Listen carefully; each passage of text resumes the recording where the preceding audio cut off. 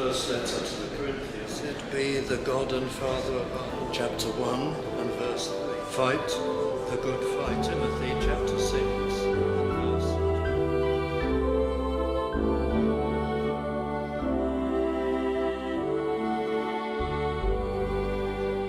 2. Nehemiah chapter 2 verse 7. Moreover, I said unto the king, if it please the king, let letters be given me to the governors beyond the river, that they may convey me over till I come into Judah. And our subject is precautions for recovery, that is, recovery from a time of severe spiritual decline. We began last study to look at the book of Nehemiah in order to see the great lessons that are set before us for this theme, recovering from decline. Now, I won't recapitulate at all the initial verses and stages, but here in verse 7 of chapter 2 is the formal request of Nehemiah to the king, to Artaxerxes, the emperor of Persia, the Persian Empire, and he asks for authority to go and to administer affairs in Judah and to rebuild particularly the wall of Jerusalem. And that authority is given. And it's given by letter with escort troops, and Nehemiah is to be the governor of Judah that seemed at that time to have no governor. Things were in a sorry state. We did see that Nehemiah was made aware of the full depths of the state of the Jewish people in Judah, and particularly the state of Jerusalem, by a person who is described as a brother, Hanani, possibly literally a brother within Nehemiah's family, possibly a near kinsman relation. But Hanani, although the passage doesn't say so, might appear to have brought some considerable data and information so that some plan could be involved for the repair of the wall of Jerusalem that was largely broken down. Because Nehemiah would appear to go with a great deal already planned, because he got down to work once he arrived in Jerusalem so rapidly, and his survey was so brief and yet very accurate, yet so it would appear that Hanani or others had brought considerable information about what exactly needed to be done, what materials were necessary, and so on. In fact, the Jewish historian Josephus seems to think that it took 5 years, this period of preparation between Nehemiah's request to Artaxerxes, king of Persia, and his actual departure. More likely, your natural expectation from reading the passage would cut the time down to, who knows, 3 months, 6 months of preparation, but it doesn't seem to hint at any long period of time. And Josephus, we know, was wrong on many things, and probably was wrong on this, something that took place long before his own lifetime. But anyway, there would have been a little period, I'm sure, before Nehemiah actually left. And there's a detail given to us in verse 8, but I'm going to hurry through these verses. And a letter unto Asaph, the keeper of the king's forest, that he may give me timber to make beams for the gates of the palace and for various other buildings, to strengthen the wall and significant places. So Nehemiah had authority, the passage tells us, to give him a safe journey through the different regions that lay between Susa, the capital of Persia, the center of the empire, and Judah and Jerusalem. And the journey would have taken him something between 3 and 4 months. It can be calculated from the information given to us within this book. But he had to pass through different authorities. He was given soldiers, an escort, a guard, Don't feel that this makes Nehemiah any less spiritual than Ezra, who preceded him some years before and who spurned any royal bodyguard, anything of that sort. Ezra was a priest and he went on a religious mission.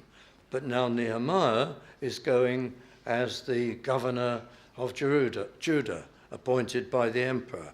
And his is a political mission, and so it's appropriate for him to travel with the full regalia and escort and so on.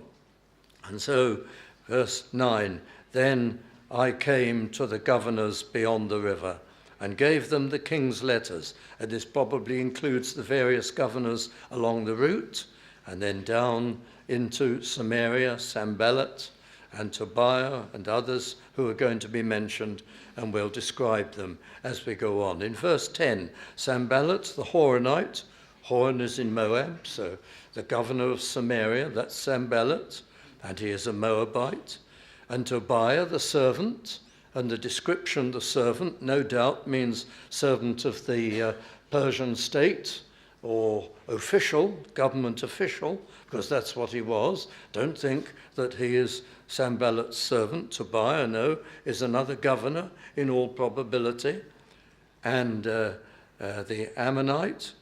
But it grieved these two and others also exceedingly. They were very angry, furious, that there was come a man to seek the welfare of the children of Israel. And that's significant information, because Tobiah, who governs or seems to have governed the region east of Jordan, it's a catastrophe for Sanballat and for Tobiah, because they were obviously trying to wipe out these Jews who had come back into the region, or turn them into slaves, make them just an annexed vassal area. That was their plan.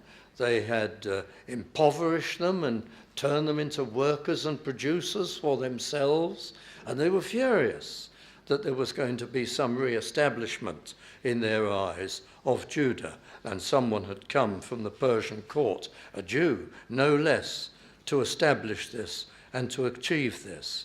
But the information begins to tumble out of this chapter, which helps us to see the real situation. Verse 11, so I came to Jerusalem and was there 3 days. Now, I think it's right to see in this that he had no great reception. You might think that those, the heads of the families in Jerusalem, that the Jewish elders and the priests that were there and others would be very excited to have a Jewish man appointed by the emperor to come as governor of their city and their region and to administer affairs. You might think this would excite them no end, but it doesn't appear to have done. The reception was flat. I don't think we read too much into this. He's there 3 days and nothing happens. There is no excitement. There is no reception. There are no festivities. And how do we account for this? Well, it's because the people in Jerusalem were in such despair. They were heavily oppressed. It had been going on a long time, and they'd given up hope. So somebody comes from the court of the emperor and a Jew, and they cannot believe that anything like that will make any difference at all. So there's this flat reception. And I think you find that today. In this period of severe spiritual decline that we have in our land, I think you find exactly the same thing, a kind of despair among the more conservative and reformed evangelicals who stand for the truth. I'm not talking about the wild optimism of the charismatics and so on, with all their shallowness and their gimmicks and their efforts. I'm talking about serious biblical Christians, nevertheless, seem to be so often in a state of despair. They don't seem to think anything will reverse the process of decline. They cannot get particularly concerned or excited about anything. You hear talk of prayer for revival, but I wonder whether God is at all impressed by prayer for revival, whether it's really prayed with any faith. Actions speak louder than words. And just as there was a flat reception for Nehemiah, there's a flat tone in the ear of God to prayers for revival. Because people pray, Lord, send revival, do this, do that. But if you say to them, start a Sunday school in your church, pastor, start preaching some distinctively evangelistic sermons, calculated to stir souls and bring people into the kingdom. People get down to work. This is so in many churches. Get down to work, visit the community, do this, do that. There seems to be general despair. Nothing will work. We'll spend the next 10 years thinking about it. We won't stir ourselves. We cannot imagine there can any good come out of these things or any blessing. And that surely steals from prayer for revival any faith, any genuineness. Why, God is going to say, you asked me for revival, but you don't think I can do or will do anything. You won't get down to anything in the meantime. You won't work. No amount of exhortation seems to persuade you. And there are many, many churches in our land, sound churches with good people in them, Reformed and evangelical churches that are in this state and condition. And I think it corresponds very closely to Jerusalem of those days.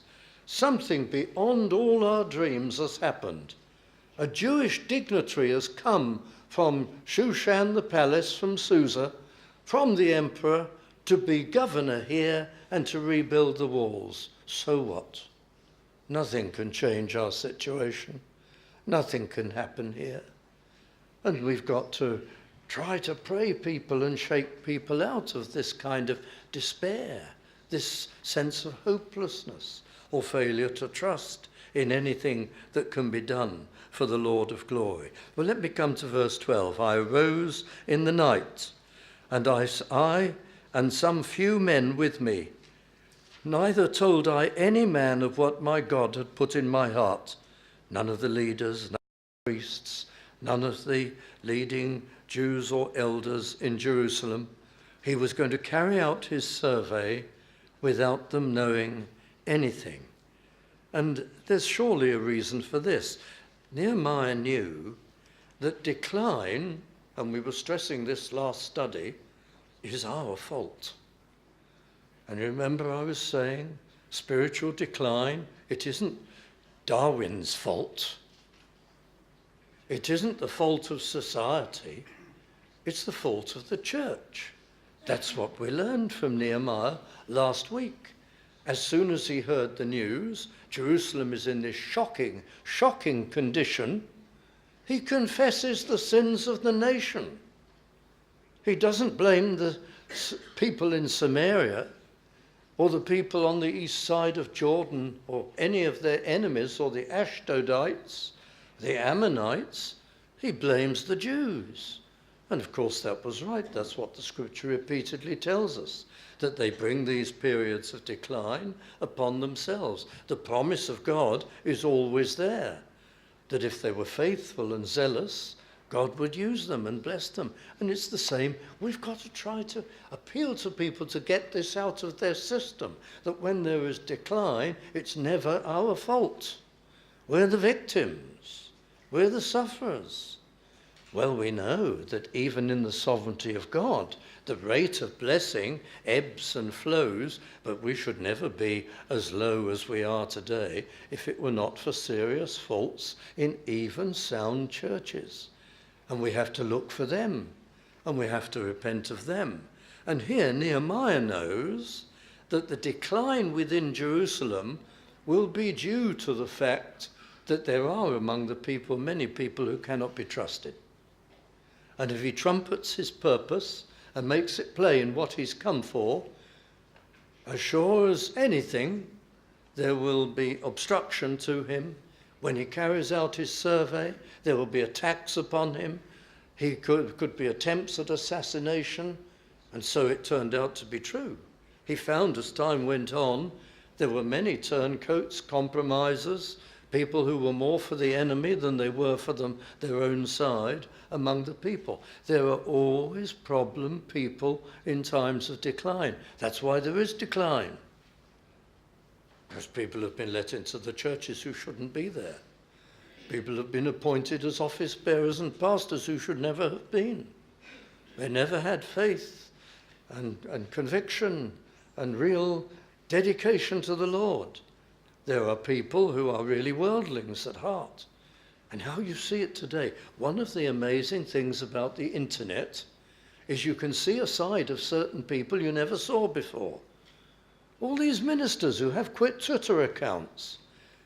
And if you should have the misfortune to see, they're all open and public, some of their remarks, they speak just like worldlings to each other. They join in the Twitter culture. They speak like thugs sometimes. They say terrible things. They did jettison all refinement, all spiritual bearing. And you're shocked. You say to yourself, I never realized there were so many worldlings in the ministry. So many ministers sharing their taste in worldly things and so on. That was never so public as it now is.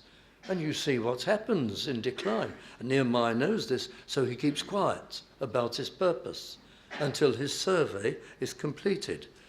I'm afraid I'm going to have to go rather faster, but you get this wonderful account beginning there in verse 13 of how he went. And in verse 12 he tells us he had no beast with him except the one he rode upon. In other words, no gathering of horses or anything that would make a noise. This survey must be carried out in dead silence. Presumably he had a silent ass, and that's about all to ride on. And he went on this great circular tour. And there follows in these verses a marvelous description of the perimeter of Jerusalem as it was at that time. And we won't go through it, but it's worthy of study, even at a technical level by itself, because there's no other source as rich as this about the layout of Jerusalem in those days. Well, then he was ready. He did his survey. It could be done swiftly because, as I suggested earlier, he had a great deal of the information. He possibly had drawings and a plan of what parts were broken down, what parts remained, where the best heaps of whole stone rubble was, and all the rest of it, where the dust and debris was that could scarcely be used again. And he did a thorough survey. And then he was ready to speak to the people. And in verse 17, he appeals to them. You see the distress we are in. He speaks with authority. How Jerusalem lieth waste. He's a newcomer, but now it's out. He's seen it. He's examined it when no one was around, when there was no obstruction. By moonlight, he's covered every inch of the perimeter. The gates thereof are burned with fire, and he appeals. This is probably a long speech compressed into a couple of verses. Come, and let us build up the wall of Jerusalem, that we be no more a reproach. A spiritual reason is given. For the sake of the honor of God, we, his people, should no longer be such failures in such poverty and subject to constant raids by the people around us. And verse 18, then I told them of the hand of my God, which was good upon me. He doesn't just tell them he's got authority from the emperor of Persia. He tells them exactly how it came about and how God heard his prayer and the different evidences of God's direct intervention. And they, or most of them at any rate, are convinced. And he stirred their spirit and carried them with him, so that they said, let us rise up and build. And they prepared themselves. They strengthened their hands for this good work. It doesn't tell us how, but possibly he persuaded the priests to speak regularly to the people and remind them of their heritage. They were to be prepared spiritually and in morale And of course, they would have to train people to fight. They hadn't done anything with arms for a long time. And so preparation was made. Verse 19, but when Sanballat, the Horonite governor of Samaria, and Tobiah, the official, the Ammonite, and Geshem the Arabian heard it, another governor, they laughed us to scorn and despised us. So scorn was their response. They had succeeded in bringing the Jewish population of Jerusalem into such poverty and such despair. They couldn't believe that a man with a few servants from Susa could reverse this whole process of decline. And so they laughed. What is this thing that ye do? Will ye rebel against the king? In other words, this group of governors, this is going to be their political approach. They're going to begin to start feeding information back to Artaxerxes and his officials that the Jews are bent on rebellion and independence. That's going to be one of their methods. But we suffer the same type of thing today. They laughed us to scorn. I think things are so bad that atheists and liberal theologians, people now seem to command all the authority and hold sway, the gay lobby, the whole lot of them, if they even notice or know about evangelical Christians and Reformed, conservative evangelical Christians, and they heard that we were set about winning souls once again, and churches were reviving, they would say, you can't do anything in this land. We control it now. We've even got the law on our side. You can't topple this crusade, the crusade for secularism and atheism and unbelief. You can't change this current. It's gone too far. We've got practically all the people in the land now answering opinion polls and saying they approve of our new morality, our alternative to Christian morality. And they want these various liberalizing laws to be passed. What can you do? These feeble Christians. We'd have exactly the same attitude. We have disgracefully allowed our cause to sink so low. And this is the model which we have in Nehemiah chapter 2, verse 19, or verse 20. Then answered I them. This statement by Sanballat and Tobiah in verse 19 probably was in writing. They probably put this to, officially even, to Nehemiah, because the language of verse 20 is rather official. Then answered I them, and said unto them, the God of heaven, he will prosper us. He doesn't say, first of all, I have a warrant from King Artaxerxes. He says, the God of heaven, he will prosper us. As though he's putting down some kind of a marker and saying, you wait. You see what unfolds in the future. We're working under the promises of the God of heaven. Therefore we, his servants, will arise and build. And then this statement, but ye have no portion, which many suggest means something like this. You can keep out of our affairs because you have no legal jurisdiction in Judah or in Jerusalem. And that was true, of course. Judah and Jerusalem now had an official governor. It was none of their business. Governors they may be of adjacent regions, but they had no right to set foot without permission in Judah or Jerusalem. The language seems to suggest that. Ye have no portion, but anyway you have no place, and you have no rights, and you have no memorial, no future in Jerusalem. Well, it's a robust statement, but we must learn from that. This is why we believe, well, not just for this reason, it's to all the prophecies of the Bible, and it's in the New Testament, but we believe that the New Testament church, individual churches, are churches with a regenerate membership. We welcome all people into the congregation, but we believe that the membership of the church is for regenerate believers. Unbelievers have no part, no portion, no right, no memorial in Zion. That's why we say the Church of England, a national church like that, is really not fully reformed, even if there are some reformed men in it. We say the church as an organisation is not properly reformed. It consists of everybody in the parish, all kinds of, the majority of technically proper members of the Church of England, the majority of them are not saved. The majority of them never attend. But they are on the electoral roll in many a parish, and they belong. People who the Bible says have no right, no portion, no place in that.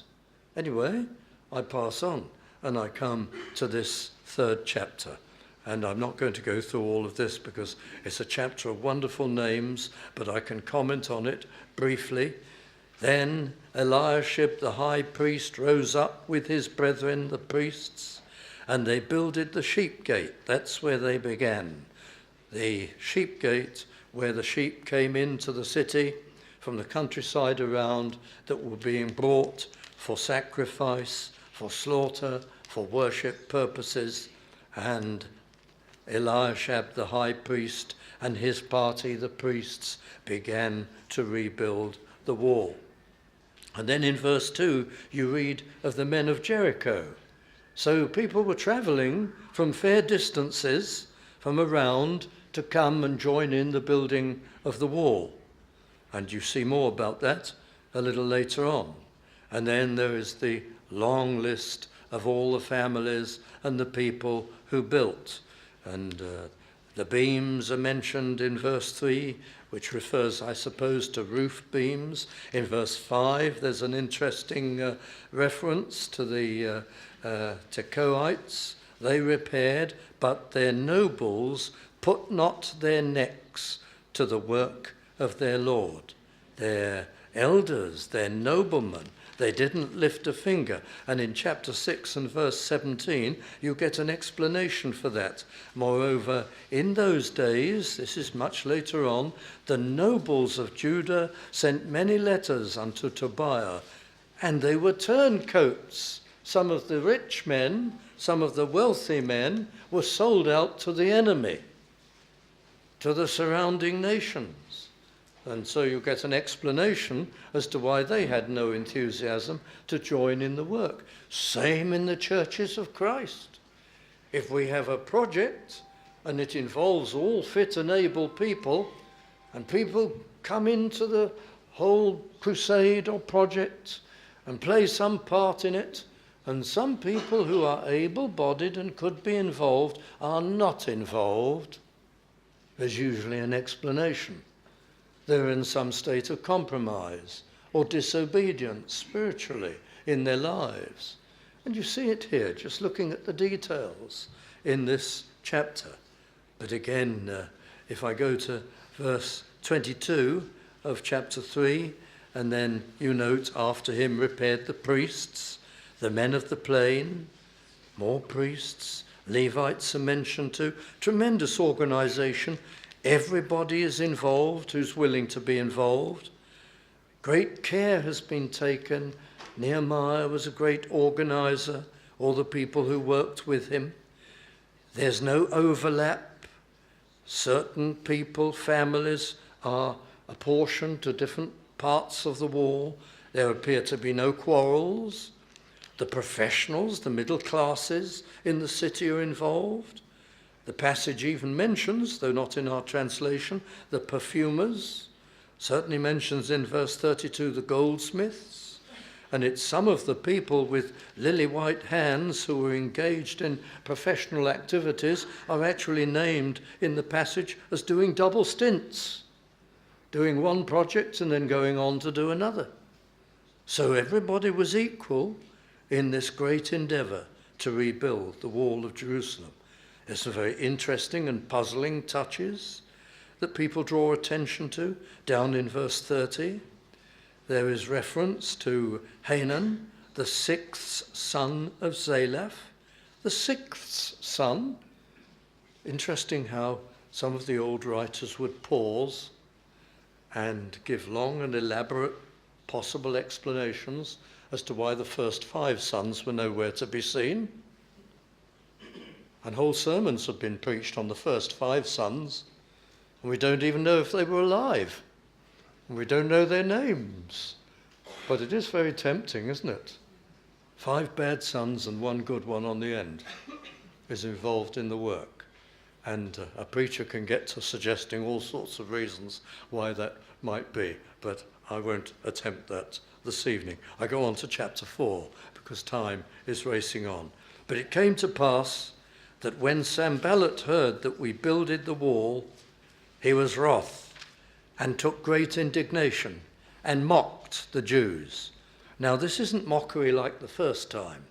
He mocked and scorned the Jews the first time because he really didn't think they would accomplish anything.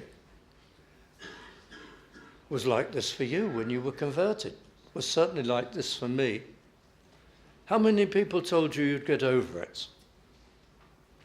How many people told you you'd soon change your mind, it wouldn't last, you'd grow out of it, especially if you were a young person. You'd soon forget all about it and change, but you didn't. Now Sanballat and Tobiah and Geshem, they began with scorn because they really thought these Jews, they have no living God as they claim. They have no divine help. We'll discount that straight away. What can they do? That wall is smashed to bits. And we have complete control over these people. How can they reverse that? But now the wall has started and it's going up. And they have to choke back this derision. The unexpected has taken place. Progress is being made. So now the mockery is not like the first mockery. Now it's a weapon. Mockery sometimes is because people really don't think you'll ever make it. But then, when they realize you are accomplishing something, it's like a spear or a bow or a sword. It's designed not to express their lack of belief in the possibility that you'll succeed, but it's designed to depress you and dissuade you and demoralize you. So there's a great campaign of demoralization begins. That's the devil's work. Demoralizes us if he can, undermines faith, and so on. Well, verse 2, he spake before his brethren and the army of Samaria. He's now standing by the military. And said, what do these feeble Jews? Will they fortify themselves? Will they sacrifice? Will they make an end in a day? And Tobiah, the Ammonite, he's still very doubtful and scorns if they're building, it won't stand, it won't last. But the response of Nehemiah is to pray. You might think it's a vindictive prayer. I don't think it is a vindictive prayer. Hear, O our God, for we are despised, and turn their reproach upon their own head, and give them for a prey in the land of captivity. This prayer is not the kind of prayer we should pray, but Nehemiah has either himself, or through the priests, the high priest, or some competent person, been given a clear view of the motives of Sanballat and Tobiah. And he knows they are unrepentant, unwinnable, unmovable enemies of the Lord. So it's a kind of prophetic prayer, in a way. It's a prayer prayed with the advantage of information that these people have sinned against the Holy Spirit and they're going to defy and attack right to the end. So we don't have that kind of insight into anybody. We dare not pray, Lord, judge them tomorrow. Put them into a state of catastrophe and fear. And It would be vindictive for us so to pray, but not, I believe, for Nehemiah, because he had insight or information through the priests of the condition of these people. Verse 5, cover not their iniquity, and let not their sin be blotted out from before thee, for they have provoked thee to anger before the builders. His reason isn't for what they're doing against us, but because they've provoked the Lord. Verse 6, so built we the wall, and all the wall was joined together unto the half thereof. Our translators would appear to think, and they're possibly right, that this means that finally the brickwork or the reconstruction was linked all the way round up to half its height. The Hebrew actually is quite ambiguous, and it could mean the wall was partially built in some other way, only half built in its perimeter. But our translation suggests that the translators take it to mean it's joined hand, as it were, around the entire circle, but it's only half up constructed. For the people had a mind to work. But this is significant because when that wall is half built, in a way, it turns out they're home and dry. Because the big attempt of Sanballat and Tobiah and the other governors to attack and to stop the work fails. It can't be done. And I'll tell you why it can't be done. You see, they can't go to full war. If those other governors mounted a full-scale war, they'd have the Persian overlord down on them like a ton of bricks. In using military force at all, they've got to do it carefully. They've got to do it by some kind of insurgency. They've got to engage in guerrilla warfare and things that can be covered up and lied about, things that are not going to have them under discipline or deposed for breach of the peace in the Persian Empire. And by the time the people had got that wall halfway, that enemy, who was restrained to some extent by Persian law, really had lost his power to strike them seriously at all. And it's the same with us. The devil is powerful, but he is under the restraint of the Lord. If only churches and Christian people would become active again, and the blessing would begin, then a lot of the venom of Satan would be held back by the power of God. If only they would get started. So often we can't persuade people even to begin. I was being told by Brother Cooper even of another incident just recently of a pastor who tried to persuade quite a number of churches to take an interest in a Sunday school conference.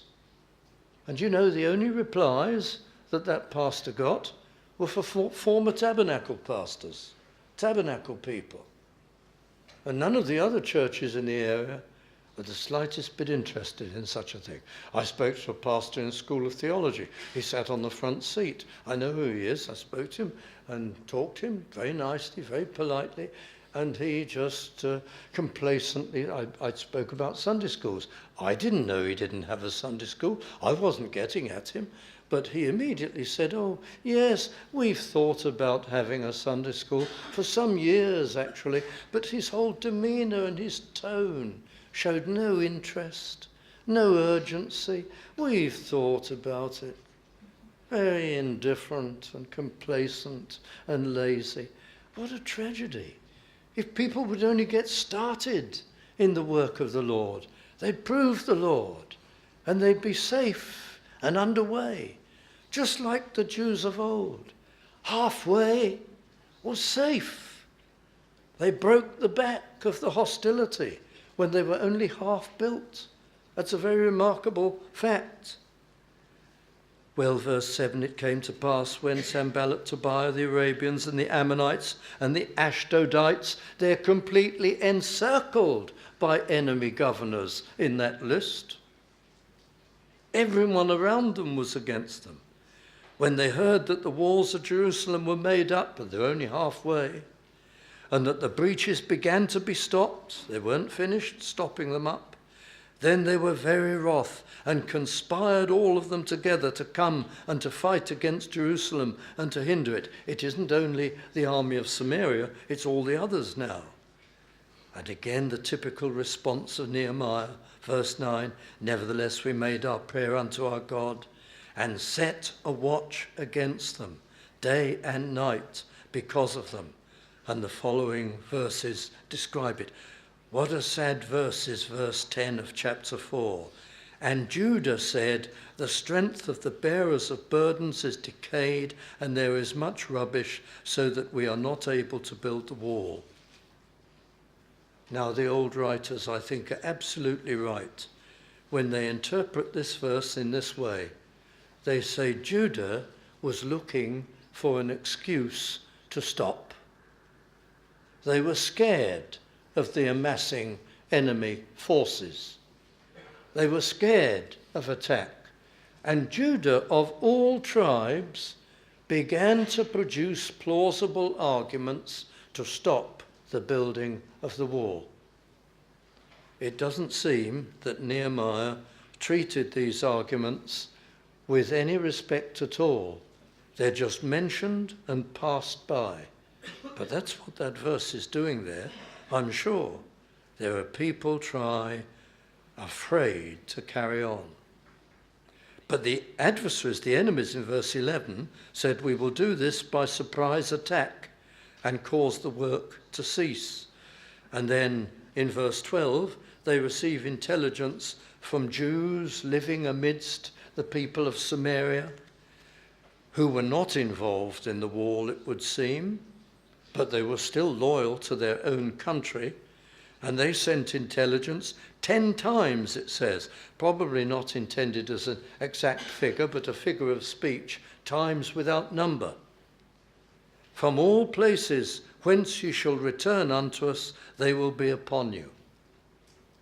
And so, Nehemiah, verse 13, set I in the lower places behind the wall and on the higher places. Well, it's not clear what that means. It may mean that wherever the wall was half built, there were watchers set, and wherever they had begun to build arches over the gates that were a bit higher up, and battlements beside the gates possibly, they were manned too, naturally. And then he organized people in families, according to their families. Not their children and their wives, but the men, that is. Family groups were armed and put together so that they'd keep up their own morale. And it would remind them of their families who needed their efforts. And then there's the great exhortation, be not ye afraid of them. Remember the Lord and what he's done in the past, which is great and terrible, and fight for your brethren, your sons and your daughters, your wives and your houses. And that broke the enemy. When they knew there was a strong defense upon these half-constructed walls, they called off the assault. But that didn't mean that the Jews relaxed. It came to pass, verse 16, from that time forth, and there were all the provisions, I won't go through them, whereby the people were organized to watch and defend and work with one hand and hold in the other hand a weapon and so on. And then the people who traveled in, those people from Jericho, for example, and others, they were told, you can't go home, you'll be waylaid on the road and cut down. And we need you here because we've got to keep guard duties going all night. So all the people who go out of the city by day, you stay here at night and lodge here. This is a national emergency. And they did. And also, of course, if great workforce had been trundling out of the gates every night as though it was a factory gate and going off home and coming back again the next morning, well, all kinds of enemy people could have come in with them. They didn't have weapon detectors in those days. They couldn't stop everybody at the gates. The enemy would get in among them. And so the workers who came from outside were to stay in the city. And the great theme of the second half of this chapter is watchfulness.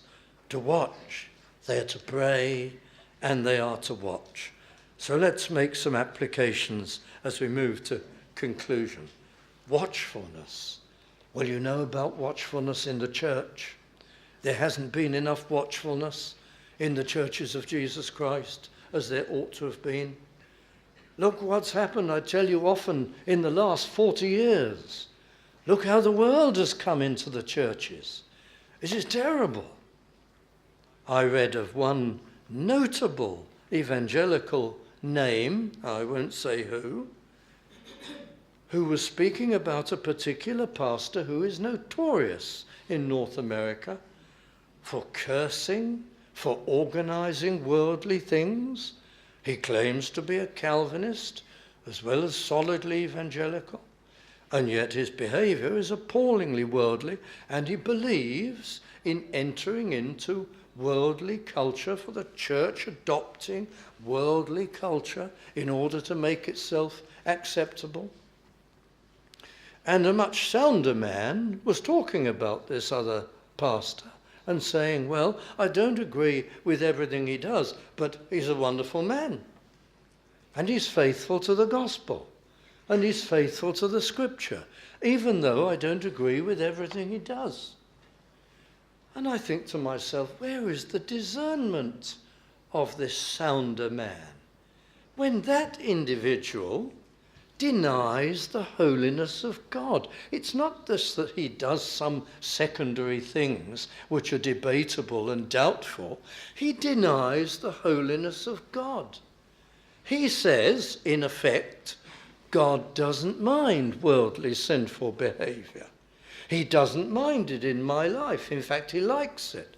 He doesn't mind it in my church. He doesn't mind that I have the loudest music in Christendom, the most worldly, the most carnal. And my methods are like that, and my language is like that. God doesn't mind. And I believe we should all cultivate this. And then we'll really be on the front line and all the rest of it. Front line? You'll have let the enemy in wholesale. But you've denied a fundamental of the faith, the holiness of God. And the call to his people throughout the Bible to be separate from idolatry, from the world, from ungodliness, from sinfulness. This isn't a secondary matter. I cannot understand how an eminent pastor with a couple of PhDs and all kinds of things actually is so destitute of basic, simple, common sense discernment that he can't see that's a fundamental breach of basic truth. The holiness of God is denied if you reject separation. You have broken the fundamentals of the faith. And we've got to make people more and more aware of this, because this is the trouble. There hasn't been a watch mounted.